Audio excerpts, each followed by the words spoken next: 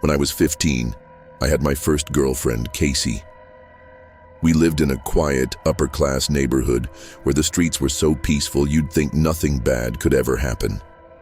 Casey's house was just 2 blocks away, close enough that I'd walk over almost every night. It was a Thursday night during break, one of those nights where time seems to stretch forever. With nothing else to do, I decided to visit Casey. The streets were empty, and the air had that chilly stillness that makes you feel like you're the only person awake. About halfway to her house, I thought I heard something behind me. It was subtle at first, the faint rustling of a bush. I turned my head slightly, not wanting to stop. Nothing. Just the faint outline of neatly trimmed bushes lining the sidewalk. I shook it off and walked a little faster, convincing myself it was just the wind. But then came another sound, a twig snapping. This time I stopped.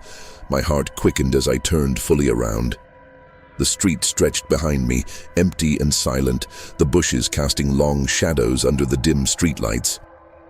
I told myself to calm down and started walking faster, my pulse pounding in my ears. The home stretch was just ahead. I could see Casey's house now. That's when I heard it again. Footsteps, quick and light, almost deliberate. I spun around mid-step, but the street was just as empty as before. The shadows of the bushes seemed darker now, deeper, as if something could be hiding there, watching. I grabbed my phone and called Casey. She answered right away, her voice a comfort in the growing tension. "I think someone's following me," I blurted out, my voice trembling. Casey sounded concerned but told me to hurry. Her house was right there. I could see her upstairs window. She was staring out, phone in hand. She waved at me and I waved back, relief washing over me, until her voice dropped into a horrified whisper. "Who's that guy behind you?"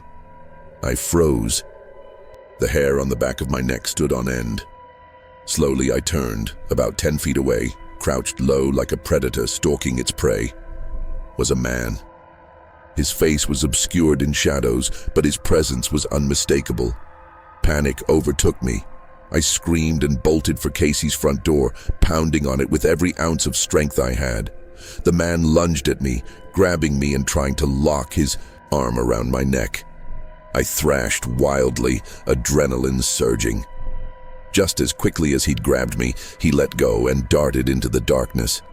Casey's mom yanked open the door, her face a mix of shock and alarm. She pulled me inside and slammed the door shut. Casey ran down the stairs, her eyes wide with fear. My chest heaved, my heart hammering like it was trying to escape my rib cage. Casey's mom hugged me tightly, then called the police to report the man. That night she insisted I stay over. I didn't argue. The next morning she drove me home. But the fear lingered, clawing at the edges of my mind. Even now, I sometimes feel the weight of unseen eyes when I walk alone at night. It was a dangerously stormy night.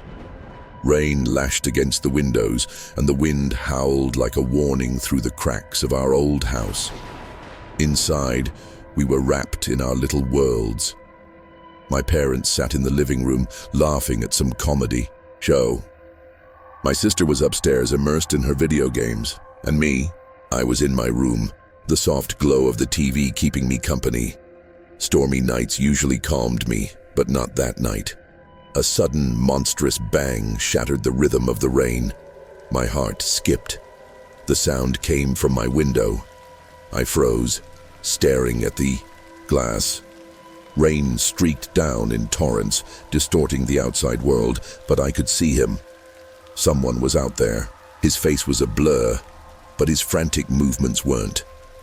He started pounding on the glass, and though the storm muffled his words, I could tell he was screaming. Panic surged. I opened the window just a crack, and his voice cut through the rain. "Let me in, I'm hurt!" His tone was desperate, almost frantic. The rain made it hard to hear, but I screamed back, "Go to the front door!" Then, without waiting, I slammed the window shut and bolted to the living room. "There's a man outside." I blurted out to my dad. "He's hurt. He's screaming. For help." Before my dad could even respond, we heard it. The heavy pounding on the front door, the muffled shouts for help. My dad moved toward the door, his hand reaching for the knob, but something in me said to stop him. "Wait," I said, grabbing his arm. "Something feels off." The phone rang, sharp and loud, cutting through the storm. My dad glanced at the TV where the caller ID displayed our next-door neighbor's name. He picked up, his face shifting from confusion to something darker as the neighbor spoke. "No way," he muttered almost to himself. He hung up abruptly and turned to us, his voice low and urgent. "Stay away from the door." "What's going on?" I asked, but he didn't answer. Instead, he crept to the window, peering through the curtains toward the front stoop. "What is it?" I whispered, my pulse racing. "There's a guy out there," my dad said, his voice tight. "He's crouched down, pounding on the door, and he's holding a..." He stopped, swallowing hard. A large, sharp tool. Fear hit me like a punch to the gut.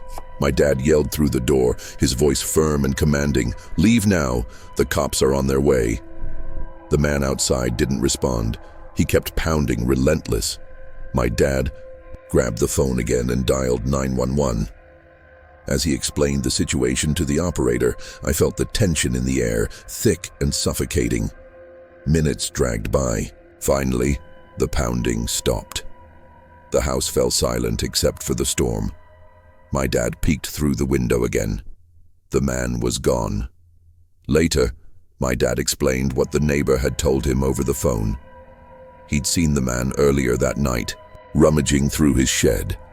When he came out, he wasn't empty-handed. He was holding a large chopping axe. The police found the man wandering the streets a few blocks away, still clutching the axe. The story made the local newspaper a few days later, but the memory of that stormy night stayed with me much longer. I never look at stormy nights the same way again. When I was a little kid, one night stands out as one of the most terrifying memories of my childhood. I was sitting in the living room, completely engrossed in my favorite cartoon. The TV was loud enough to drown out most other sounds, but somehow I thought I heard my mom calling my name. I paused for a moment, unsure. I called back, "What?" No response. The cartoon continued blaring, but I could still faintly hear her voice. She called again, and this time it sounded more urgent. Confused, I got up and made my way to the basement. The basement door was open, and the lights were off. I stood at the top of the stairs, peering into the darkness below. "Mom?" I called. Out, but there was no reply, only silence. Hesitant, I took a step down, then another. The air grew cooler with each step, and the darkness seemed to press closer. "Mom, are you down there?" Still nothing. Halfway down the stairs, I stopped. She wasn't in the basement. That much was clear. I turned to go back up, but as I reached the top step, I heard it again. It was unmistakably her voice coming from the basement. My stomach dropped. I froze, staring into the pitch-black void below. My heart raced and a chill ran down my spine. The voice was calling my name again, this time softer, almost coaxing. I bolted up the stairs, tears stinging my eyes. "Mom!" I cried out as I ran. I almost collided with her as she came rushing down from upstairs, alarmed by my shouting. I threw myself into her arms, shaking and sobbing. "There's someone downstairs," I stammered. "It sounded like you." She held me tight, trying to calm me. "It's okay," she said gently. "There's no one down there. I wasn't calling you." I pulled back, looking at her with wide, tear-filled eyes. "But I heard you. I heard your voice." She gave me a reassuring smile, though I could see the flicker of doubt in her eyes. "Let me check. I'll show you there's nothing to be scared of." She turned on the basement light and walked down the stairs, calling out, "Hello? Is anyone here?" I stood at the top of the stairs, my legs trembling, watching her descend. Into the basement. She looked around and came back up a minute later, shaking her head. "See? There's no one down there." I nodded, but deep down I wasn't comforted. I knew what I'd heard. The voice was hers. It was too perfect, too real to be anything else. She didn't believe me. Why would she? I was just a kid with an overactive imagination. But to this day, I still know what I heard. And it wasn't my mom.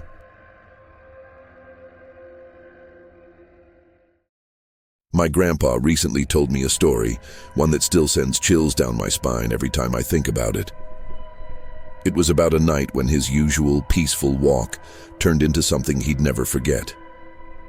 Grandpa lives about 2 hours away from us on a quiet farm. He's been there for years with his wife, Mary Ann, whom he married about 15 years ago. Life on the farm is simple, predictable even. Every morning, Mary Ann takes their Boston Terrier, Sherry, for a walk, and every evening, Grandpa does the same. Sherry's a lively little dog with a bark much bigger than her size. Grandpa named her after an old friend who passed away, a tribute to someone who meant a lot to him.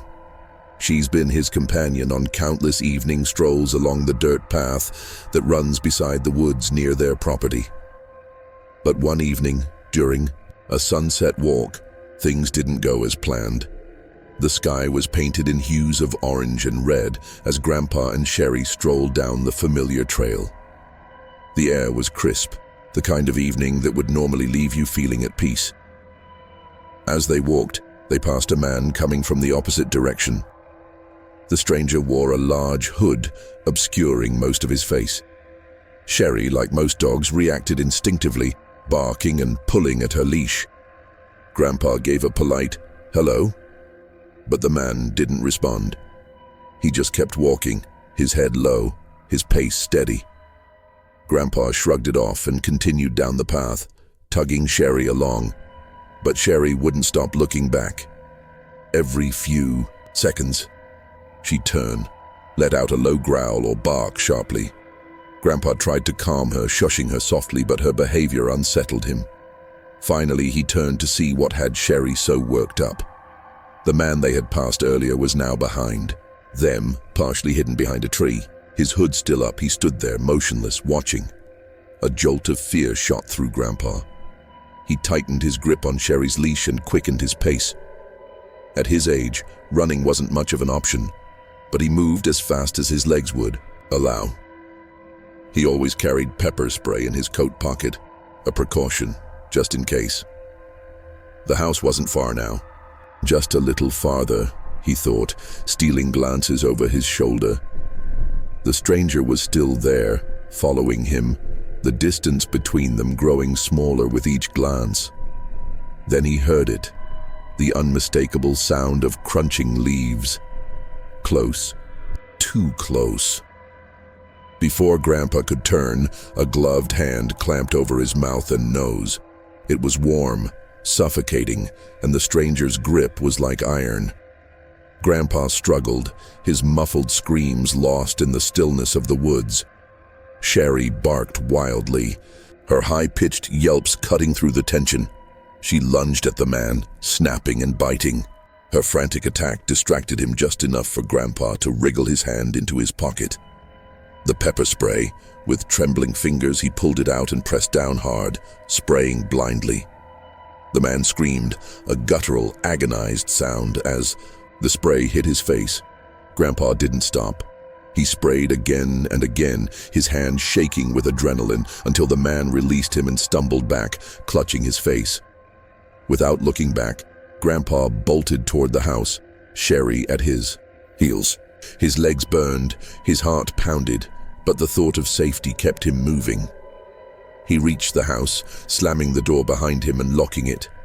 Mary Ann, alarmed by the noise, came rushing to his side. Grandpa, still out of breath, recounted what had happened as she called the police. The police searched the area but didn't find the man. Whoever he was, he had vanished into the woods, leaving behind only the memory of that harrowing night. Grandpa was okay, thankfully, but from that day on, his evening walks became a thing of the past. And as for Sherry, She's still the hero of the story, a small dog with a big heart who helped save her best friend. For the first 14 years of my life, my neighborhood wasn't the safest place to grow up. It was known as a hangout for the Crips, one of the largest street gangs in Los Angeles. Despite this, my best friend Stevie D and I managed to find ways to have fun. Stevie lived 2 doors down, and we spent countless hours riding our bikes, playing video games, and doing all the other things kids do. When we were 12, our curiosity got the better of us one night. We were biking around the neighborhood and decided to check out a long-abandoned house that had gained a sort of infamous reputation. No one had lived there for years. People whispered about it, but no one seemed to know why it never sold. We pedaled up to the house, its windows dark and uninviting. The air was heavy, and even though the street was quiet, I felt a strange sense of unease. As we stopped in front of the house, Stevie pointed to one of the upstairs windows and whispered, "Look." I squinted into the dimness. At first, I couldn't make anything out, but then I saw it, a face peeking through the curtains. It wasn't moving. At first, I thought it might be some kind of Halloween decoration, a mannequin head or a mask. But even from a distance, it looked disturbingly lifelike. The skin seemed almost too real. "Someone put that there," Stevie muttered. His tone was a mix of curiosity and unease. Being the reckless kids we were, we decided to sneak into the house and check it out. We ditched our bikes behind an overgrown bush and crept around to the backyard. To our surprise, the back door was unlocked. It should have been a warning, but to us, it only added to the thrill. The house was silent, save for the faint creaks of the old wooden floors under our sneakers. We didn't turn on any lights, afraid someone outside might notice. The dim glow of the streetlights outside barely seeped through the dirty windows, but it was enough to navigate by. The smell hit us as soon as we entered the living room, a sickening, sour odor that made my stomach churn. Stevie pointed toward the window where we'd seen the face. "Let's check it out," he whispered. We approached the windowsill, and there it was, the fake head up close. But as I reached out and lifted it, I immediately dropped it and screamed. It wasn't fake. The weight was wrong, heavier than I expected. Worse, it felt like real skin. As it hit the floor, dark liquid began to pool beneath it. Blood. It was a real human head. For a moment we were frozen in shock, our minds struggling to process what we were seeing. Then we heard it. A series of soft creaks from the ceiling. Above us, someone was upstairs. Stevie and I locked eyes, fear plastered on both our faces. Without saying a word, we bolted for the back door, nearly tripping over ourselves in our panic. We grabbed our bikes and pedaled faster than we ever had in our lives, our breaths coming in ragged gasps. The story spread quickly through the neighborhood. The head, we learned, had belonged to a victim of the Crips. No one knew the full story, but it was clear that the gang had left it there as some kind of twisted message.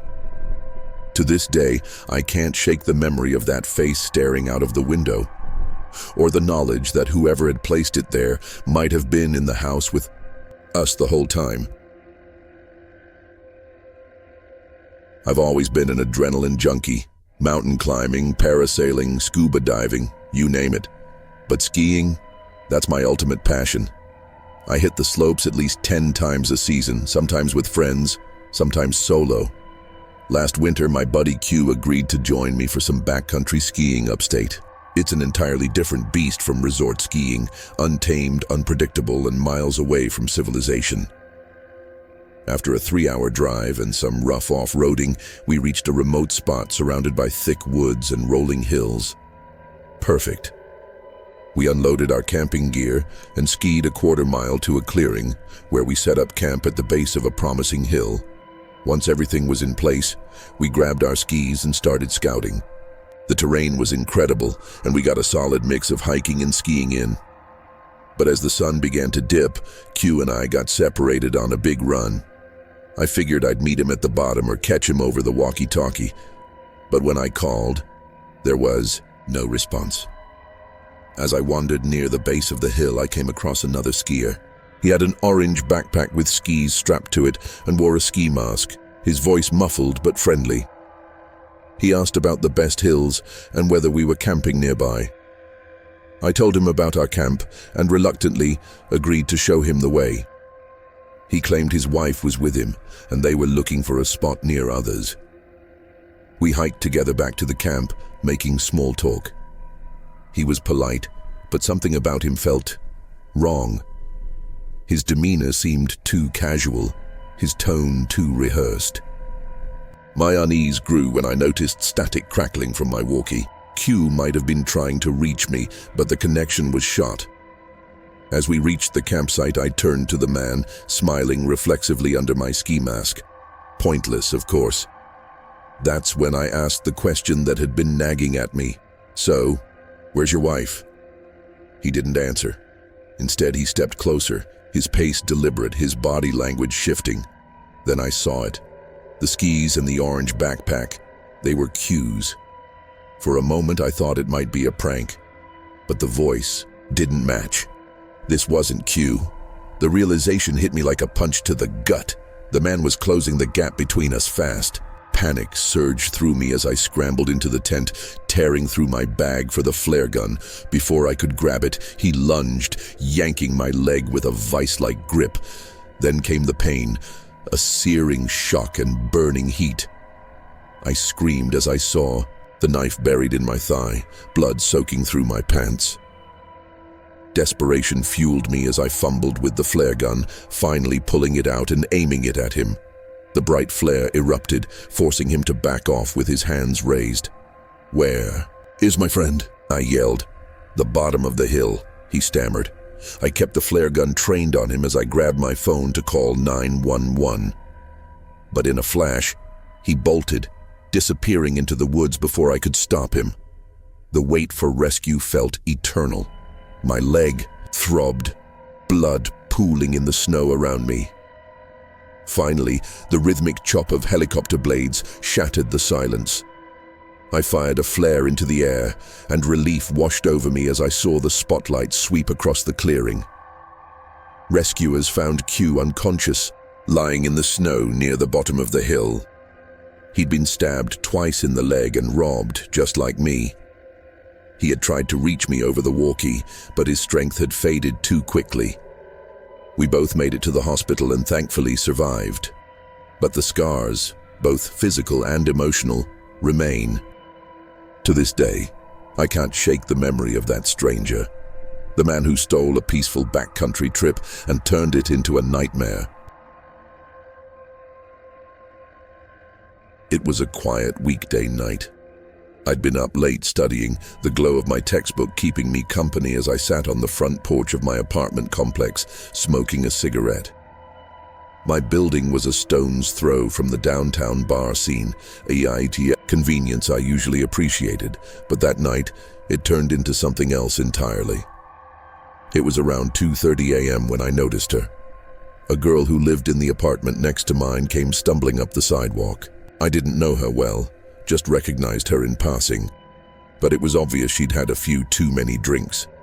She fumbled with her keys, finally managing to let herself in. The door shut behind her, and I thought nothing of it, until he appeared. Out of nowhere, a man emerged from the shadows. He walked straight up to her door and knocked, his movements deliberate. I froze, cigarette halfway to my lips. Who approaches a random girl's apartment in the middle of the night? She opened the door, clearly caught off guard. I strained to hear their conversation, my senses on high alert.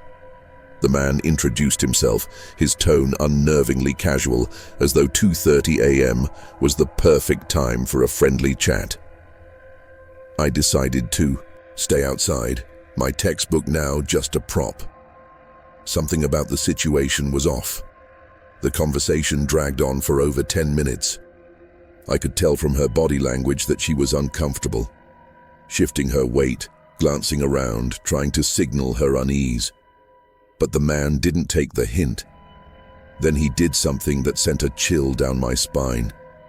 He reached out and stroked her hair, not once, but multiple times. Each time she flinched, but he didn't stop. Slowly, he inched closer to her, his body language predatory. I needed to make my presence known. I started flipping pages in my textbook loudly, making as much noise as I could without being obvious. It worked. The man glanced in my direction, hesitated, and then disappeared as eerily as he had come. Shaken, I went over to check on her. She was visibly rattled, but grateful. I didn't know how to end the conversation, she admitted, her voice trembling. We called the cops that night, recounting every detail we could remember. A few days later, we were asked to sit down with a sketch artist. The man's face was etched into my memory, and I described him in painstaking detail. When the sketch was released to the public, the response was immediate. Floods of calls came in, and the police finally identified him. The man was a serial rapist, known for preying on women leaving bars alone. His usual tactic? Pretending to be a cab driver offering them a ride home. That girl had gotten lucky. Her apartment's proximity to the bars had thwarted his usual routine. But the encounter left a lasting mark on both of us. Sometimes it's the ordinary moments, a late-night study session, a cigarette break, that thrust you into the extraordinary. That night, a quiet porch became the stage for a near miss with something unspeakably dark.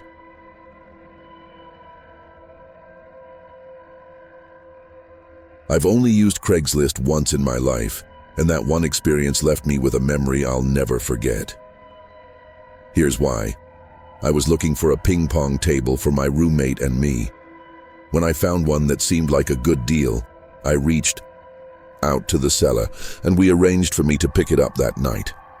I even went through the hassle of removing the back seats from my truck to make sure it would fit. When I arrived at the seller's house, I texted him to let him know I was there. I saw the door open, so I got out of my truck and walked up to the front door. The man greeted me in a deep smoker's voice, skipping any small talk and immediately telling me to follow him to the basement. The house had a distinct smell, smoky and cottony, not unpleasant, but noticeable.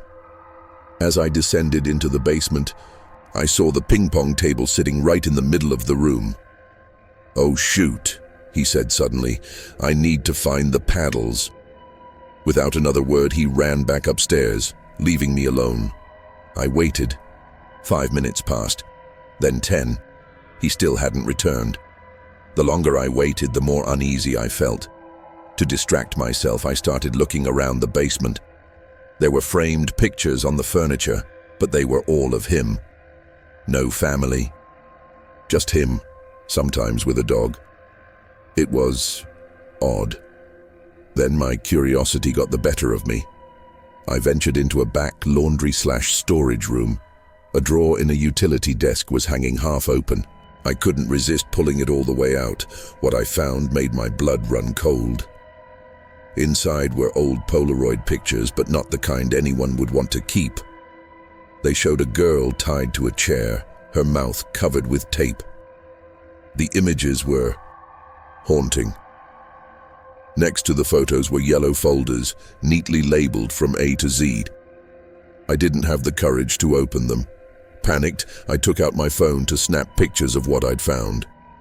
But there was no service in the basement. My heart was racing now. It was time to leave. I bolted up the stairs only to discover that the door was locked. I tried the knob again and again, but it wouldn't budge. Then I heard his voice on the other side of the door, low and raspy. "Sorry about that. The door's accidentally locked. Let me grab the key real quick." I didn't answer. Instead, I ran back down the stairs, my mind racing for a solution. I remembered the drawer in the utility desk. I rummaged through it, grabbing 3 screwdrivers of varying sizes. The smallest one fit the rectangular keyhole. I turned it just enough to unlock the door. I didn't hesitate. I flung the door open, ran to my truck, and sped away without looking back. The first place I went was the nearest police station. I showed them the pictures I'd taken, gave them the address, and explained what I'd seen. That was all they needed to start an investigation. A few days later, I got a call with an update. The man was part of a child pornography ring operating on the deep web. The photos I'd found were evidence of his crimes. Why he locked me in his basement, I'll never know for sure. But whatever he had planned, I'm certain it wasn't good. That one Craigslist experience changed the way I see the world. I went in expecting to buy a ping pong table. I left with a story I'll carry for the rest of my life. When I was 14, I babysat for a 6-year-old boy named Cody. His parents left me with minimal instructions. Order pizza for dinner, and above all, don't let Cody go into their bedroom. Before leaving, they mentioned something unusual. They said Cody wasn't like other kids. He often talked to himself, or more specifically to his imaginary friend, especially when playing with his toys. It was midday, and rain was pouring outside. I was lounging on the couch, watching an old episode of Wipeout, while Cody played with his toys scattered across the living room floor. As he played, I noticed he kept saying the name Agnes.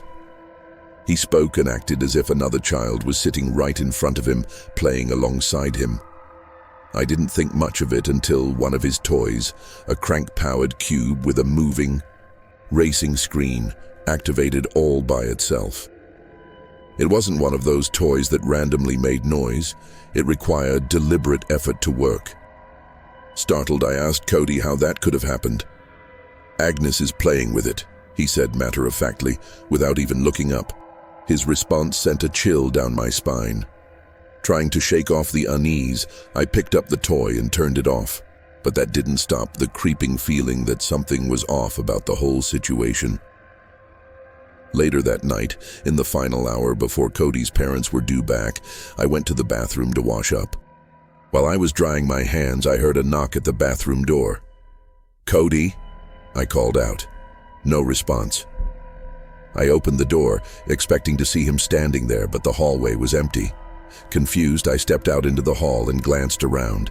That's when I noticed the door at the end of the hall, one of the forbidden rooms, slowly creaking open.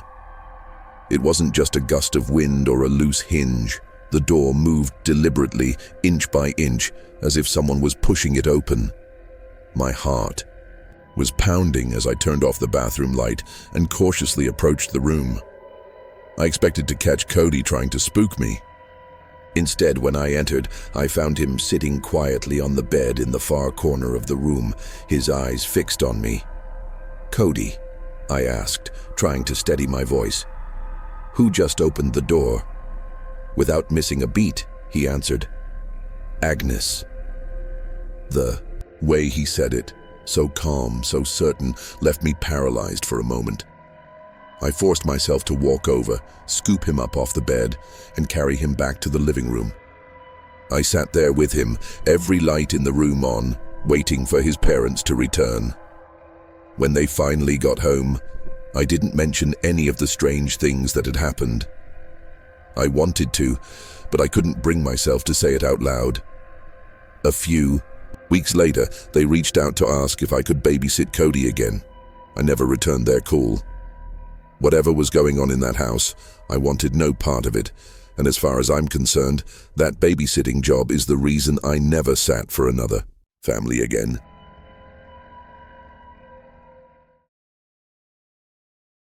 Last year when a knock came at our door. It was around 9 p.m., a time when no one ever visits, especially not where we live. Our house is in a rural area, surrounded by silence and darkness, so the sound was jarring. I called for my mom, unsure what to do.